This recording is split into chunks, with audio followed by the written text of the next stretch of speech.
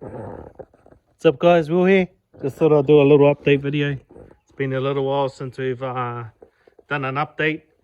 Probably 3 weeks. We haven't done a lot of things in the shed, but we'll show you what we're doing up to anyway, just so you know what's going on. Something interesting for some people.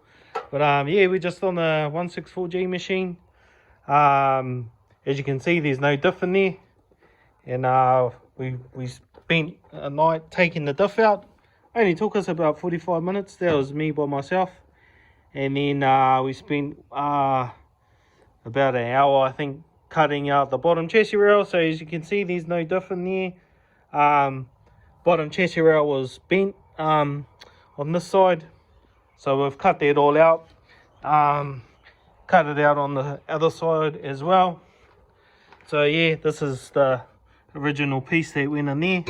So if I sort of stick it in there, you can see like it had like a real bad kink.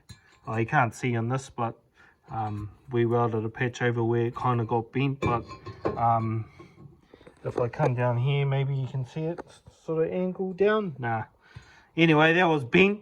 So that was bowing down. So when we cut it, it sort of sprung back about 5 mils. So yeah.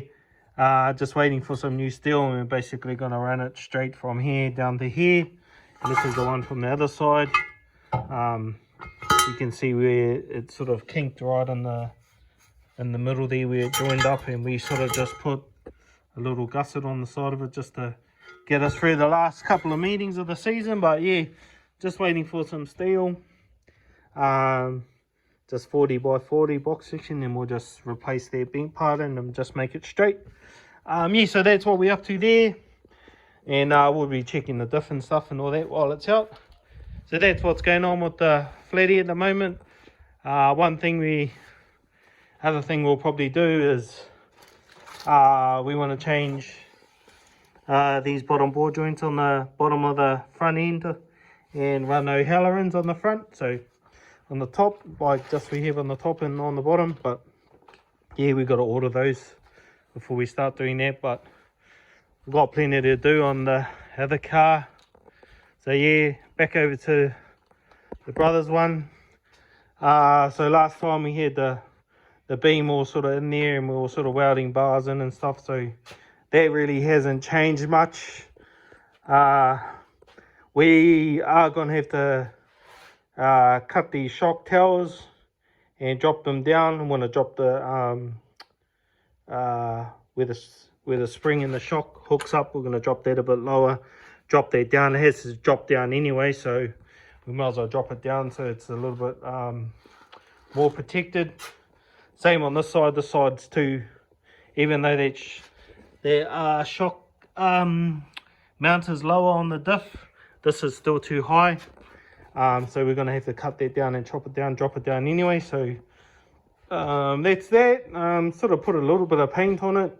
I was starting to get a little bit surface rust, so gave it a bit of a paint.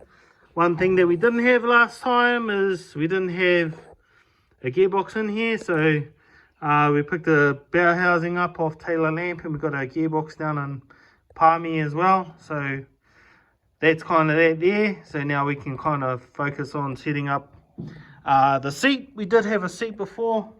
I just spent a bit of time making some new seat mounts to run on the side. So we're sort of just trying to set that up at the moment. Get it all right. Last video you would have seen that we had to cut the cross brace out. It was still in there, so that's out now. So we can, because the seatbelt, the cross brace is running through the seatbelt mounts, or where they go through the seat. So that's all been cut out.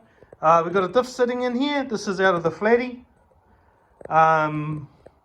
Just so we could sort of size it up and see how it would work in this car. And as you can see, it's a little bit narrow on this side here. I'll just try and find my tape measure. But yeah, it's narrow on the short side. But anyway, if you know on the rule book, from the outside edge of the wheel gate to the tyre needs to be 5 inches or 125 mils. This is it's about an inch in too much. So this axle on this side needs to come out a little bit more. The diff where it's sitting is pretty much where it needs to be. The only thing is we can't get it to sit down levels because where our panhard bar mounts on the diff, it's hitting on the chassis just in there, and it's making the diff head stick up high, so you can kind of see it in there. It's hitting on the seat. But yeah, it was good to sort of get the diff in there, sort of set it up and sort of get a rough idea of where everything's going to be. As you can see, because of the panhard bar hitting on the chassis there, it's pushed the whole axle forward and it's rowing on there. So on his car we won't be able to run it in the same position as mine, so we'll change that and alter that for his car. And this side's fine. Measurements are all what they should be. Here's a tape measure. So to the outside edge of the tyre, I put that wheel gate in so it's square. It's like 100 and like right on the sort of what it should be. And same on this side. It's like 125, so that's kind of bang on where it needs to be. Yeah, so when we do get out this sorted, we know that this axle on this side should be the same length as mine, and all we have to do is just make that on that side different. So we sort of muck around with our pedal setup. Turns out that this bar here was kind of in the way, but we're going to make it work. That's not sitting where it should be, the pedal, but it's kind of, we've kind of been mucking around on that. We got steering boxes lying around too, because we've been mucking around, because it's going to have to sit in this area somewhere and go out to the front and run off the top there. So yeah, it's coming together. That's basically all the bits and pieces that we got since the last video. So we're making progress, but it was kind of hard to do anything with the pedals and the steering box and all that kind of stuff in the seat. Not, you know, because it's kind of all those things are all sort of interlinked into, you know, where the seat goes, where the pedals go, where the steering box all goes through. Like, if you're copying a car, it's easy because you you already got something to model with, but when you're trying to figure it all out from having nothing, it takes a little bit more thinking to get it right. But yeah, that's pretty much it with gearbox. All that stuff's just sitting in there at the moment. It's all going to have to come out because when we take the motor out to finish off the welding and the for the engine mounts, it's going to have to come out anyway. So yeah, we've finished doing all the welding inside the firewall, so that's pretty much all sorted now. So now it's moving on to mounting the seat. So we'll do the mount on the seat for the bottom of it. When we get the steel for the cross brace, we'll put that in, and then we'll do the back mount on the seat.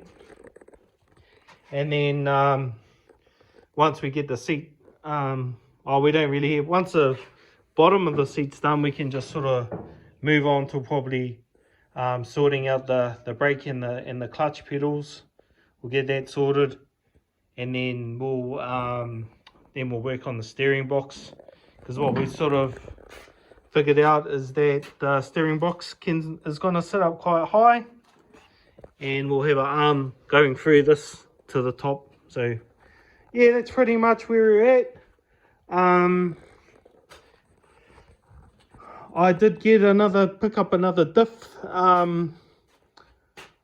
because we were thinking about for the last season running a diff with bird cages on it, just to see if that makes it any better.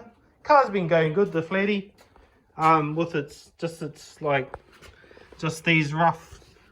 these you know, fixed mounts and everything. But we thought, hey, you know, we'll try and throw some bird cages on there, and probably just run short 4-bar on it instead of how everyone's running the long 4-bars. We'll just run the short 4-bar, because I don't think it'll really sort of work for us, but it'll be better than having them fixed. So yeah, if we get time, we'll probably do that. But yeah, that's pretty much it for now. I know we haven't really done heaps since the last video, but I thought might as well do another one. Shout out to the bro Sean Kingy for borrowing of bear housing. I don't know if he's selling it, but if you want a Land Cruiser Holden V6 one, hit him up. Yeah. Other than that, that's pretty much where we're at. And yeah, thanks to everyone who reached out and sort of sent us messages about my other brother. Looking for a car ready to roll. I think he's kind of narrowed it down, and I think he's sort of trying to organize something there, but we'll see how that goes. That'll be up to him whether he wants to me to do a video on it or anything. So yeah, but until next video, catch you trackside. Cheers. Also, congratulations to everyone who won prizes at prize giving. See you next season. Cheers.